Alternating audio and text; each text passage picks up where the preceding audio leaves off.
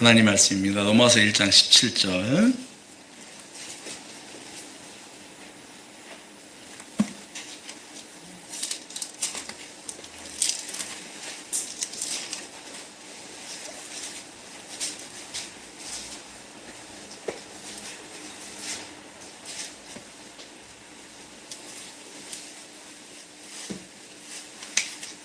로마서 1장 17절 말씀.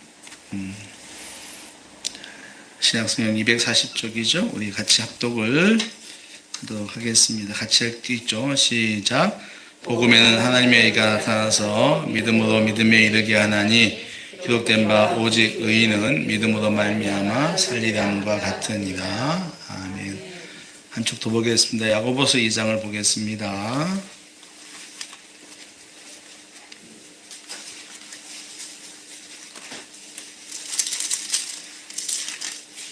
2장 14절부터 보겠습니다. 14절부터 26절까지. 야고보 2장 14절부터 볼게요. 14절부터 26절까지 보겠습니다. 야고보서 2장 14절부터 한 절씩 나눠 읽고 26절 같이 읽을게요. 내 형제들아, 만일 사람이 믿음이 있노라 하고 행함이 없으면 무슨 유익이 있으리요?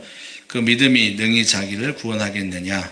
만일 형제나 자매가 헐벗고 유할 양식이 없는데 너희 중에 누구든지 그에게 이르되 평안히 가라, 덥게 하라, 배부르게 하라 하며 그 몸에 쓸 것을 주지 아니하면 무슨 유익이 있으리요? 이와 같이 행함이 없는 믿음은 그 자체가 죽은 것이라. 어떤 사람은 말하기를 너는 믿음이 있고 나는 행함이 있으니 행함이 없는 내 믿음을 내게 보이라. 나는 행함으로 내 믿음을 내게 보이리라 하리라. 내가 하나님은 한 분이신 줄을 믿느냐? 잘하는도다. 귀신들도 믿고 떠느니라. 허탄한 사람아, 행함이 없는 믿음이 헛것인 줄을 알고자 하느냐? 우리 조상 아브라함이 그 아들 이삭을 제단에 바칠 때 행함으로 의롭다 하심을 받은 것이 아니냐? 내가 보거니와 믿음이 그의 행함과 함께 일하고 행함으로 그 믿음이 온전하게 되었느니라.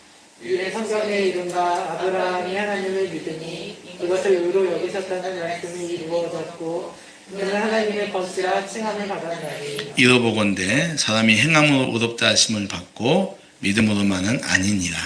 또 이와 같이 기생아합이 사자들을 접대하여 다른 길로 나가게 할 때에 행함으로 의롭다 하심을 받은 것이 아니냐. 같이요. 영혼 없는 몸이 죽은 것 같이 행함이 없는 믿음은 죽은 것이니라. 아멘. 우리 교제하는 시간입니다. 우리 옆에 분 모시고 인사합시다. 반갑습니다. 반갑습니다. 잘 오셨습니다. 사랑합니다. 네. 우리 정 집사님 남편이 오늘 고향 가셨다 그러죠? 네.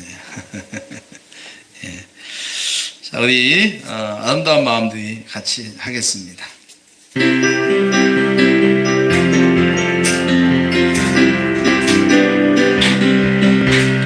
아름다운 마음들이 모여서 주의 은혜 나누며 예수님을 따라 사랑해야지. 우리 서로 사랑해. 하나님이 가르쳐준 한 가지, 내 이웃을 내 몸과 같이 미움 다툼 시기 질투 버리고 우리 서로 사랑해. 이 다음에 예수님을 만나면 우리 뭐라 말할까? 그때는 부끄러움 없어야지. 우리 서로 사랑해. 하나님이 가르쳐준 한 가지, 내 이웃을 내 몸과 같이 미움 다툼 시기 질투 버리고 우리 서로 사랑해. 사랑합니다. 예, 우리 영상으로 예배드린 분들에게도 인사합시다. 사랑하고 축복합니다. 환영합니다.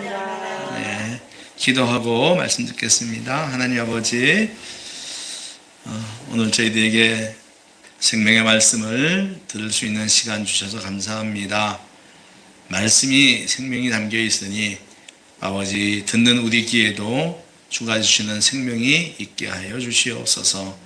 우리의 마음도 주의 생명으로 채워주시고 하나님 우리의 눈도 주의 말씀의 생명으로 채워주시옵소서.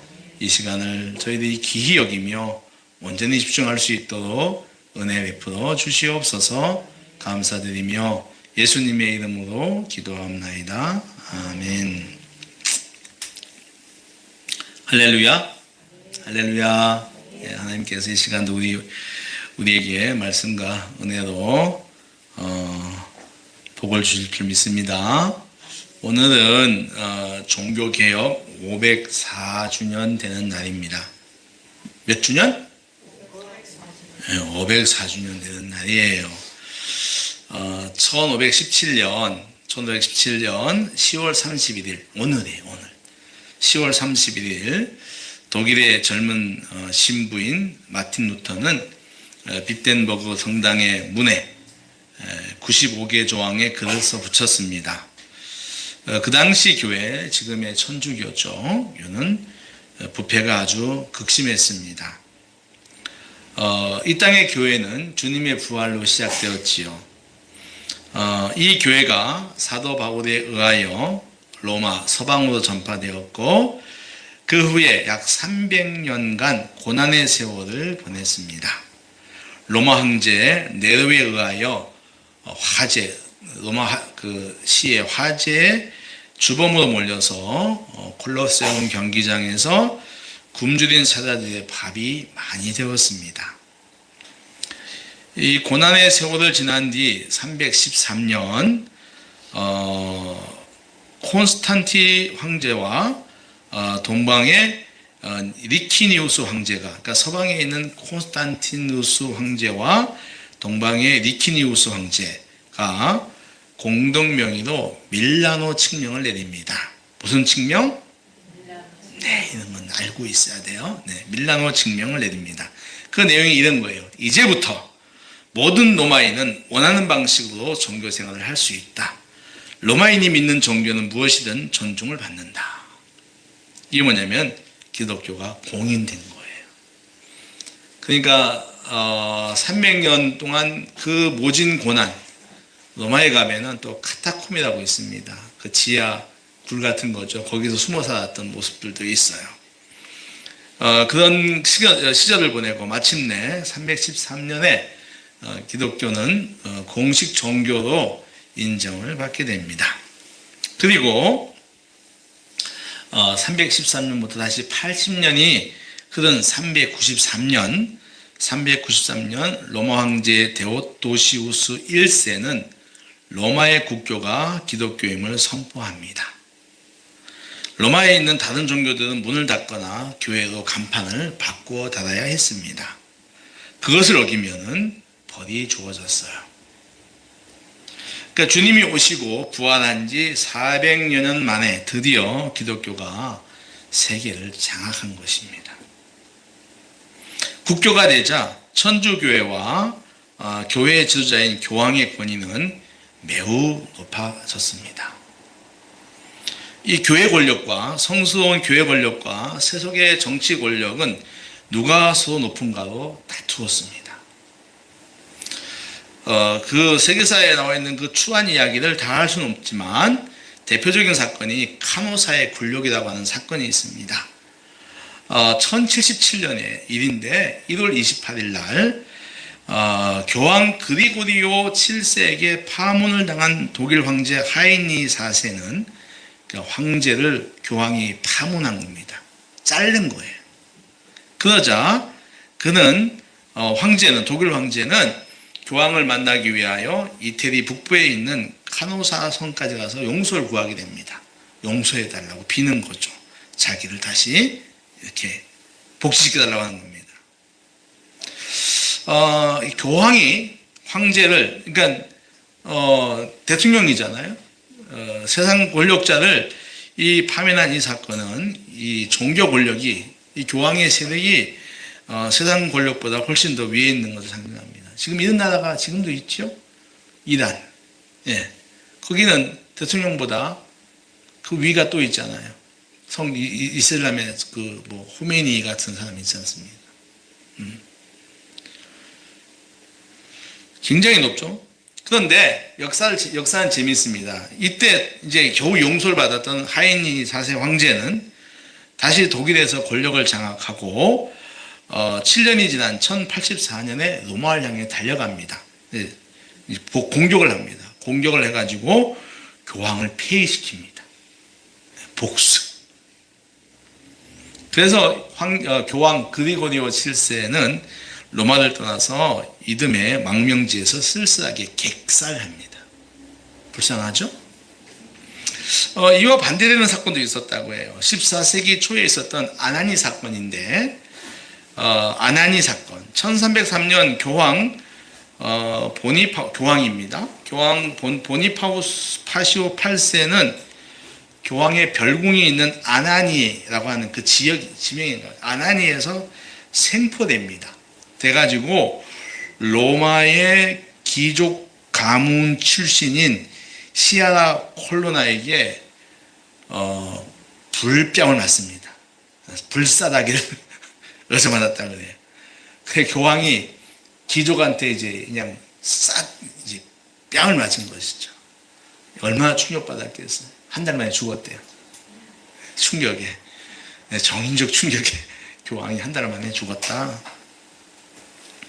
이처럼 교회 권력은 세상 권력과 다툴 정도로 높아졌습니다. 사제를 신의 대리인으로 하나님의 대리인으로 칭하며 걔를 파더라 그러잖아요. 신부를 갖다 파더. 사제를 통해서 제 문제를 해결하게 했습니다. 교회 위에 교회가 없고 교황 위에 교황이 없는 그야말로 교회 천하제일주의가 되고 말았습니다. 그리고 마침내 면죄부 사건이 터졌습니다. 베드로 성당을 지으면서 돈이 모자라게 되자 성도들의 헌금이 필요했겠죠. 이때 들고 나온 것이 바로 면죄부입니다. 면죄부는 죽은 자의 죄를 면해준다는 증서죠. 그런데 이 면죄부를 얻으려면 돈이 필요했어요. 16세기 교황 레오 10세, 이 레오 10세는 이때 그 교황청이 이제 부채도 많았고 또 하여튼 돈이 필요했어요. 그 면죄부를 받은 게 돈을 모금했는데 이 레오 10세가 굉장히 방탕했습니다. 뭐냐면 그 애완으로 코끼리를 길렀어요. 뭘 길렀다고요? 코끼리. 하긴 세계 톡백 보면요 사자 기르는 사람도 있더군요. 호랭이도 기르. 아유. 근데 이게 다 레오 10세한테 시초가 거긴가 봐요. 코끼리, 표범, 애완으로 길렀어요. 어디 강대까지, 사람까지 춤추는 자기를 위해서 왕대까지 아주 데리고 다녔어요. 이게 얼마나 썩은 겁니까? 그는 면죄부를 통해서 들어온 돈을 가지고 우르비노 전쟁과 십자군 전쟁 비용을 썼어요. 그때 십자군 전쟁 막 있을 때거든요. 전쟁 비용 썼어요. 그리고 제일 많이 쓴 데가 이제 베드로 대성당 성당 확장하기 위한 대규모 공사할 때 그 돈을 쓴 거예요. 근데 이 16세기 면죄부가 과연 가치가 얼마큼 될까 이렇게 보니까 그 당시 서민의 6개월치 월급이래요. 자, 우리 한 달 서민들 월급 얼마나 됩니까? 뭐 그냥 쉽게 말하면 한 최저임금 한다고 한 200 정도 되겠죠? 200에 합시다. 그러면은 어떻게 됩니까? 6개월치면은 1200만 원. 적지 않아요. 6개월치 월세 또는 송아지 3마리를 구입할 수 있었다고 그래요. 송아지도 우리 한국 송아지는 좀 크면 파는데 뭐 100만 원 이상 하죠? 송아지? 어쨌든 간에. 그러니까 이런 것들이 여러 가지 각종 세금에도 힘겨워하는 서민들에게까지 발부가 되었어요. 다 발부된 거예요. 근데 더 나아간 건 한 가족에게 여러 장을 구입하게 했대. 이건 넬로치기다. 그런 거죠. 교회는 313년 공인을 받고 393년 국교가 된 후 1517년 장장 1100년 이상 세상 권력에 취해서 부패하고 만 것입니다. 마침내 이런 교회의 부패를 보게 된 마틴 루터는 1517년 10월 31일 95개 조문으로 비텐버그성 교회문에 붙임으로 교회 개혁이 시작되었습니다. 물론 이전에도 개혁자들이 있었지만 우리는 이때부터 본격적으로 개혁에 불이 붙었다고 우리는 역사를 정의합니다. 루터의 종교개혁을 상징하는 5개 문구가 있습니다. 그러니까 교회 개혁을 말하는 5가지 문구가 있어요. 첫째는 솔라 스크립투라입니다. 한번 따라해보세요. 솔라 스크립투라. 네, 그죠. 스크립이 뭐죠? 성경입니다. 따라하세요. 오직 성경. 네. 그 당시는 성경보다 교황, 교회의 전통, 종교회의, 개인적 친밀감, 주관적 감정 등에 의한 의사결정이 더 많았어요. 그러니까 성경보다 교회가 더 높아져 있었던 것입니다. 이에 반대하여 그 어떤 것도 아닌 오직 성경만이 우리의 궁극적 권위가 된다고 하는 것입니다. 믿습니까? 그렇죠? 말씀이 우리의 최종적이고 완전한 권위입니다. 믿으시죠? 네. 두 번째는 따라하세요. 따라하십시오. 솔라 크리스투스. 네, 크리스투스예요. 이 중세교회도 그리스도에 대해서 말했습니다. 그런데 이 중세교회는 그리스도의 사역에 인간의 공로를 덧붙였습니다. 이런 거죠. 그리스도의 속죄에 더하여 이미 죽은 성자들, 이들이 성자는 신앙이 좋았던 사람들이에요. 예, 성자들의 공로에 의해 얻어진다고 가르쳤어요. 그러니까 그리스도를 믿고 그 믿음 위에 성자들의 죽은 믿음의 조상들의 공로가 같이 있어야 얻어진다고 한 거죠. 참 재밌습니다. 그래서 그네는 성인이 많잖아요. 성당에는. 그죠? 뭐 매일매일 성인이 오늘 성 누구의 날, 누구는 성 누구의 날, 성 누구의 날. 우리도 성인 될 수 있는데. 성자들은 그러니까 위대한 성인들입니다. 이들은 매우 이례적으로 거룩했기 때문에 그들의 공로가 축적되었다는 거예요. 교회는 성례를 통해서 성찬식이라든가 이걸 통해서 그 성자의 축적된 공로를 받을 수 있다고 합니다.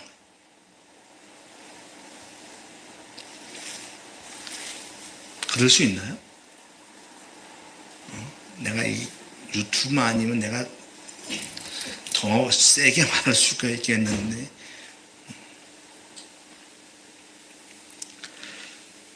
그러나 종교개혁자들은 이에 반하여 구원은 오직 그리스도 예수 안에 중보 사역을 통해서만 가능하다. 할렐루야. 그러니까 예수 그리스도 외에는 보태질 수 있는 것이 아무것도 없어요. 그래서 솔라 크리스투스입니다. 세 번째 따라하시죠. 솔라 그라티아. 그라티아라고 해요. 이건 뭐예요? 그라티아. 이건 은혜입니다. 오직 은혜. 인간이 하나님께 요구할 수 있는 것은 아무것도 없습니다. 왜? 아담 에덴에서 쫓겨났는데 제자 가지고. 하나님은 우리가 지은 많은 의지적 죄에 대하여 정당한 심판을 행하시는 일 외에 우리에게 빚진 것이 없어요. 그러니까 우리는 하나님 앞에 심판받을 것밖에 없는 것입니다. 우리가 행하는 어떤 것도 하나님 앞에서 효력을 발휘하지 못합니다. 이건 분명히 하셔야 돼요. 아무리 공부를 많이 하고 아무리 돈을 많이 훌륭한 사람이라도 우리의 행위가 하나님 앞에서 효력을 받을 수가 없습니다. 그래서 우리는 은혜라고 이야기합니다. 따라하시죠. 오직 은혜. 은혜. 하나님의 은혜만이 우리를 그리스도에게로 이끌며 죄의 속박으로부터 해방시키고 우리를 영적인 생명으로 끌어올린다고 하는 것입니다. 굉장히 중요한 거죠. 솔라 그라티아. 은혜. 믿습니까? 네. 네 번째입니다. 따라하시죠. 오늘 솔라 많이 하죠? 예. 솔라 피데. 예. 이거는 피데는 믿음이에요. 오직 믿음. 종교개혁자들은 오직 그리스도 때문에 오직 믿음으로 말미암아 오직 하나님의 은혜에 의하여 칭의를 얻는다. 짓을 줄 모르게 주장을 합니다. 우리가 흔히 읽었다가 이신칭이라고 하죠. 우리가 읽었던 로마서 1장 17절 이신칭의 교리입니다. 루터에 따르면 이 신조를 교회가 잘 지키느냐에 따라서 교회는 바로 설 수도 있고 넘어질 수 있다고 합니다.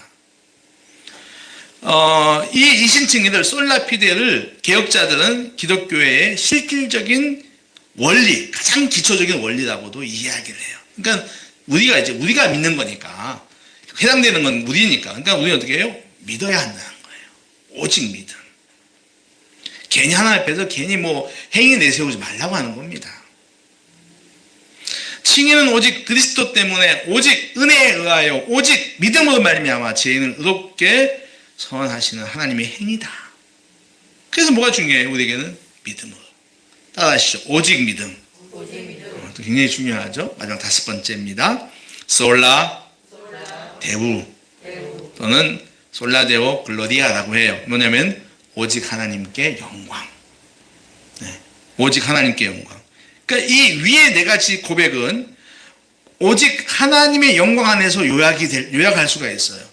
그러니까 모든 것이 하나님에게서 나오고 하나님으로 말미암으며 하나님께 돌아가기 때문에 우리는 오직 하나님께 영광이라고 말할 수 있다.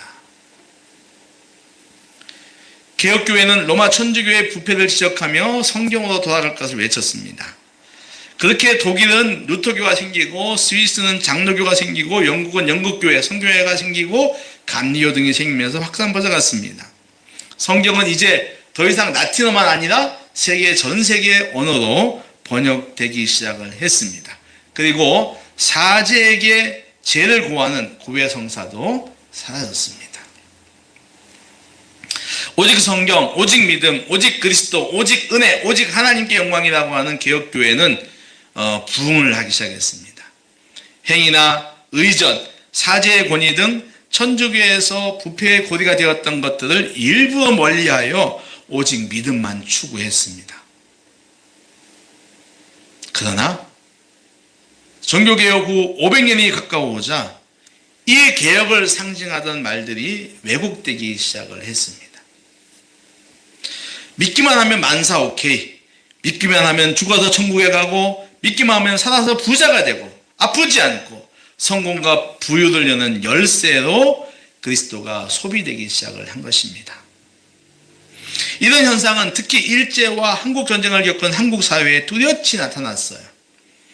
60, 80년대 한국교회는 그야말로 급성장을 했습니다. 교회에 출석하여 예배 잘 드리고 봉사 잘하고 헌금 잘 드리고 전도 잘하면 복을 받는다고 믿었습니다. 전쟁 후 모두가 가난에 허덕일 때 교회는 희망을 주는 등대였습니다. 다만 그 등대가 육신의 성공과 부자였다고 하는 것입니다. 십자가 있으면 참 좋겠는데 그렇지 않았다고 하는 겁니다. 또한 이 믿음은 산업화 이후 정보화 사회를 거치면서 자본이 우상화되어 버린 세상 가치와 짝을 이루어서 교회는 세상 속으로 들어가 사회의 주류 역할을 하게 됩니다. 여러분, 교회는 세상의 주류가 아닙니다. 여러분 절대 혼동하시면 안 돼요. 교회는 영원한 비주류예요. 주류가 되기 시작하면 교회는 부패하는 겁니다. 오직 믿음은 교회 안에서 교인들하고만 어울려야 하는 극단의 이혼론에 빠지게 했습니다. 또한 이 오직 믿음은 아무리 큰 죄를 지어도 간단히 회개만 하면 그 죄가 다 용서받는 것처럼 변질되고 말았어요. 우리가 흔히 말하는 값싼은혜입니다. 예수께서 십자가에서 피 흘려 죽으셨는데 그것을 인간들이 너무 싸게 산다고 하는 겁니다. 피 흘려 죽으심으로 인간을 구원하셨는데 인간들이 자신의 죄를 너무 쉽게 처리한다는 것입니다. 그러면서 교회는 오직 부흥, 오직 확장, 오직 교회 건축 등 세속적 가치에 빠지고 말았습니다. 주님은 나를 따라오려거든 자기를 부인하고 자기 십자가를 지라고 하셨는데 이거는 자기의 세속적 욕망을 내어놓으라는 말입니다. 주님처럼 낮아지며 주님처럼 나누라고 하는 것입니다. 교회는 세례요한처럼 광야에서 낙타 토독과 메뚜기를 먹으면서 세상을 향해서 십자가의 복음을 외쳐야 하는데, 낙타 토독과 메뚜기가 상징하는 청빈 검소는 버리고 세속화되었다라고 하는 것입니다.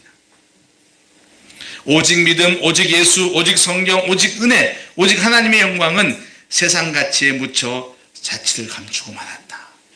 많이 왜곡되었다. 인간의 욕망을 채우는데 거룩한 하나님의 은혜들이, 이 좋은 말들이 다 묻히고 말았다라고 하는 것입니다. 그래서 행위 이야기가 나와요. 믿음에는 바른 행위가 따라야 합니다. 따라하시죠. 믿음에는 바른 행위가 따라야 한다. 왜곡된 행위 구원을 진리인 것처럼 여겼던 로마 천주교, 이를 바르게 잡았던 개혁자들은 의도적으로 행위를 격화시켰어요. 그 당시에 오직 믿음을 내리에 박히도록 하기 위함이었고, 이는 그 당시에 잘못된 것이 아니었습니다. 그런데 성경에는 야고보서라고 하는 아주 이상한 책이 하나 있어요. 이상하다는 표현이, 그런데 이상하다고 하는 표현 자체가 이상하죠? 야고보서라고 하는 책이 있는데 믿음과 함께 행함을 요구하는 성경입니다. 그러니까 개혁자들이 보기에 이 성경이 마음에 들까요, 안 들까요? 별로 안 들 것 같아. 그래서 마틴 루터가 야고보서를 갖다가 뭐라고 했냐면, 저 복음서는 지푸라기다. 지푸라기다. 라고 이야기를 했어요. 지푸라기. 과연 그럴까요?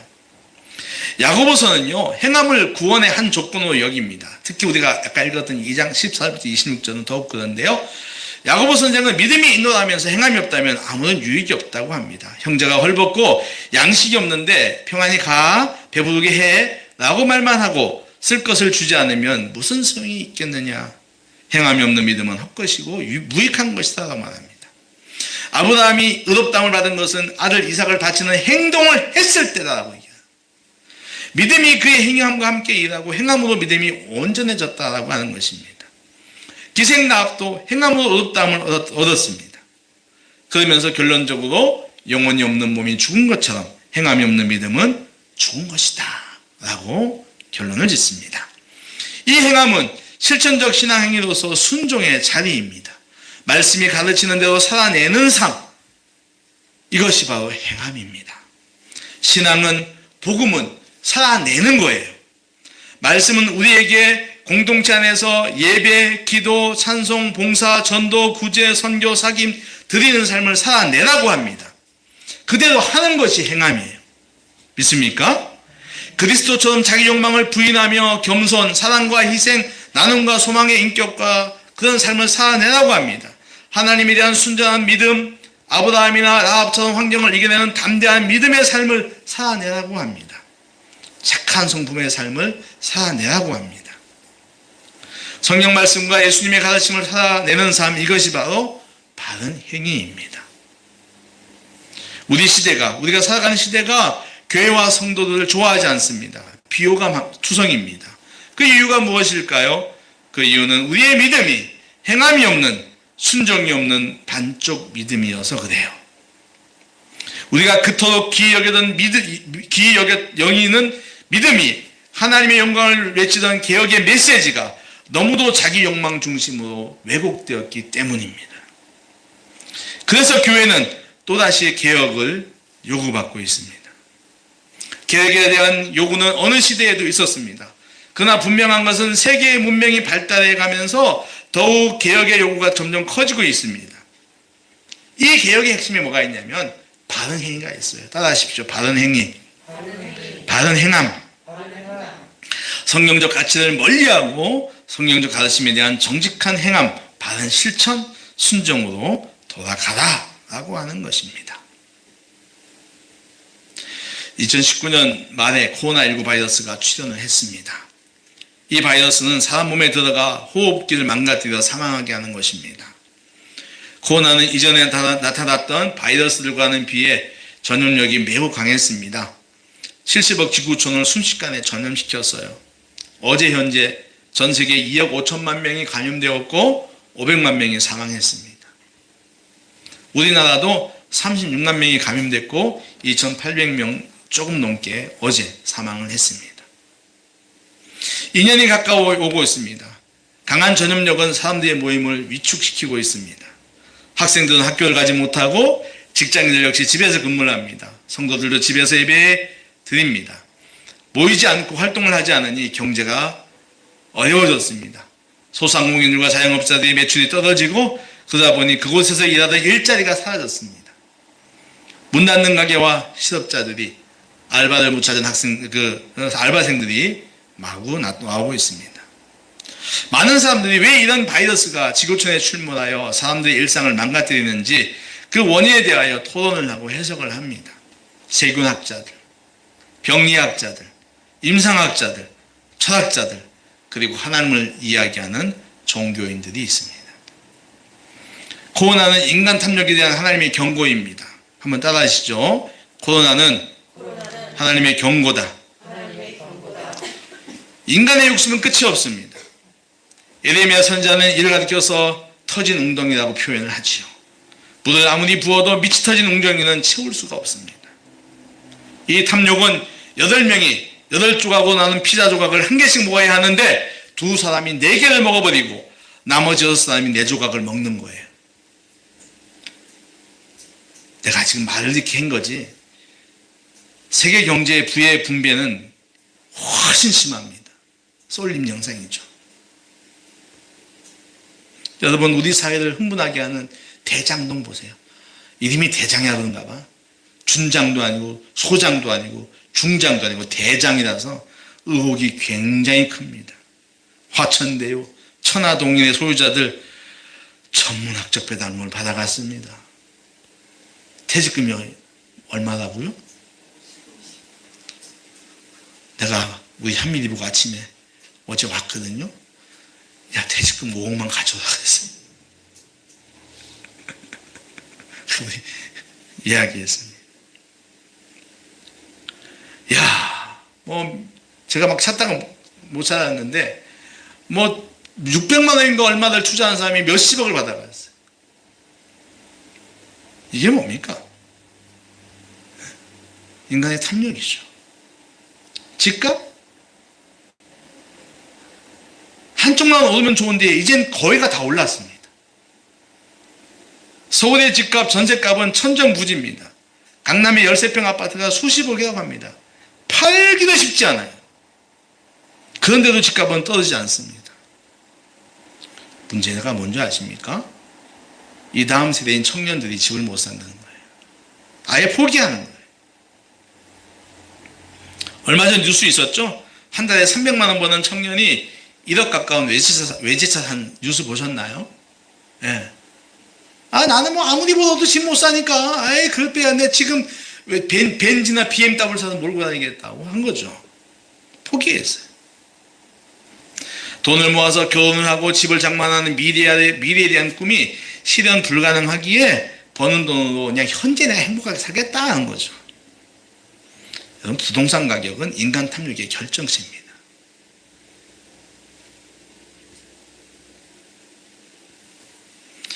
근데 불행하게도 이 탐욕의 대열에 교회와 성도들이 있습니다.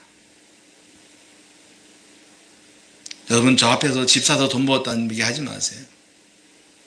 어떤 성도 만나면 만날 때마다 내가 집을 샀는데요. 어디에 샀는데요? 올랐어요. 왜 내가 한번 뭐라고 했더니 그때는 좀 가만히 있더니 며칠 전에 또 얘기해. 거저 입 닥치라. 그게 하나님의 은혜래. 하나님께서 나를 지켜주셔서 하나님께서 그렇게 참 마음이 아파요. 교회와 성도들은 바른 믿음으로 돌아가야 합니다. 말씀에 대한 순정한 행함으로 돌아가야 합니다. 욕망에 따라가려는 육체의 자아를 부인해야 됩니다. 절제해야 됩니다. 그렇지 않고는 우리는 여전히 탐욕의 노예가 될 거예요. 내 생각을 버리고 주님의 생각을 해야 됩니다. 주님 생각을 해야 됩니다. 내 자아를 내어놓고 말씀의 가르침을 따라가야 합니다. 내 안에 하나님의 것, 타인의 것도 있음을 알고 내놓아야 합니다. 탐욕은 나눌 때 사라집니다. 나눔은 가진 것과 비례하지 않습니다. 적게 가진 자도 나눔을 할 수가 있습니다. 내 쓰기에도 부족하다고 나눔에 인색하면 바른 신앙이 될 수가 없습니다. 내가 버는 것은 80인데 내가 필요한 것은 100이라고 한다면 항상 부족합니다. 그런데 그 100 안에 나의 탐욕이 없는지 살펴봐야 하는 것입니다.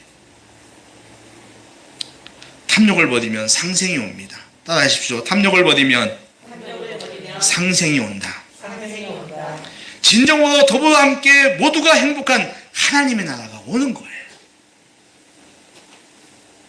코로나를 주신 하나님의 뜻 분명합니다. 교회만 주신 거 아니에요. 전 세계에 주신 거예요. 탐욕을 버리고 나누라고 하는 것입니다. 코로나는 이 영적 교훈 외에 또 하나의 중요한 것을 가지고 있어요. 그것이 바로 비대면입니다. 비대면 문화가 가져온 새로운 공동체성의 요구예요. 그러니까 일상의 많은 것들이 비대면이 가능해졌습니다. 선생님 얼굴을 직접 대하지 않고 수업도 하고, 목사님 얼굴을 직접 보지 않고 예배도 드리고, 직장인들은 일도 합니다. 이런 것이 예전에는 아주 비상상황, 특별한 상황이었지만 지금은 이제 일상이 되고 말았습니다. 이런 현상들이 공동체에 좋은 영향을 줄 수가 없습니다. 아이들은 친구들 못 만납니다. 성도들은 교우들을 못 만납니다. 예수께서 교회 공동체에 준 여러 가지 사명들을, 일들을 잘 못합니다. 서로 부대끼면서 살아가는 방법을 배우고 서로를 공감하며 사랑해야 하는데 그렇지 못하다는 거예요. 그러니 비대면은 공동체성을 약화시킵니다. 그런데 코로나 이후에 이 비대면 문화는 이제 중요한 부분으로 자리를 잡았습니다. 더 잡을 거예요. 교회가 이 비대면이 공동체성을 약화시킨다고 하여 계속 부정만 한다면 교회는 세상을 품을 수가 없습니다. 무슨 말이냐면은 새로운 공동체성이 필요하다는 겁니다. 복음의 본질인 주님의 십자가와 부활은 영원 불변입니다. 할렐루야.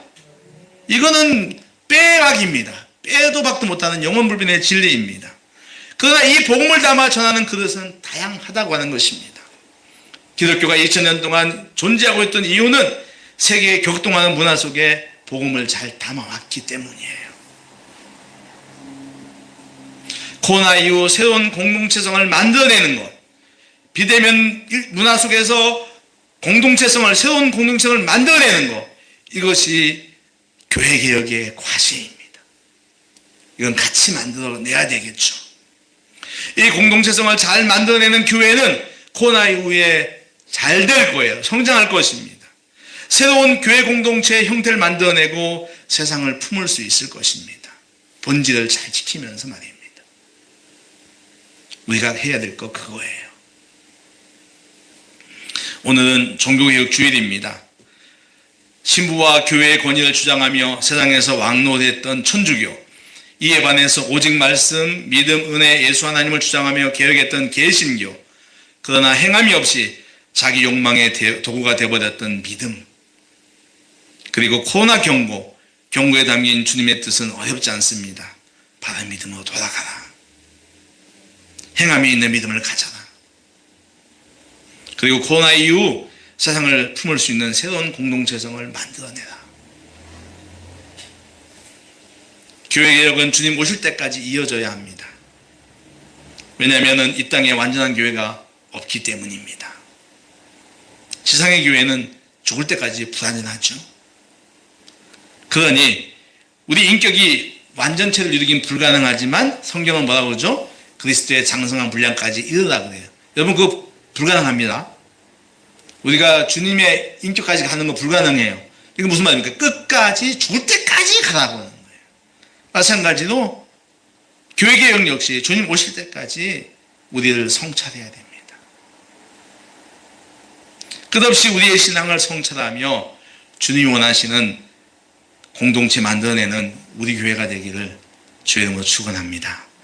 아버지 하나님 감사합니다. 오늘 저희들에게 종교개혁 주일을 주시고 다시 한번 우리에게 개혁의 의미와 또 아버지 하나님 오늘날 우리에게 필요한 것이 무엇인지 듣게 하시니 감사합니다. 하나님 정말 저희들이 믿음과 행위가 같이 있고 또 바른 믿음을 가지고 아버지 하나님이여 우리 사회의 소금과 빛이 되게 하여 주시옵시고 또 아버지 그렇게 늘 끝없이 기억하는 교회가 되게 하시며 또한 아버지 하나님 코로나 이후에 비대면 문화 속에서 새로운 공동체성을 만들어가는 그런 아버지 하나님이여 앞서가는 교회 되게 하여 주시옵소서. 주님이 기뻐하시는 교회가 되게 하여 주시옵소서. 예수님의 이름으로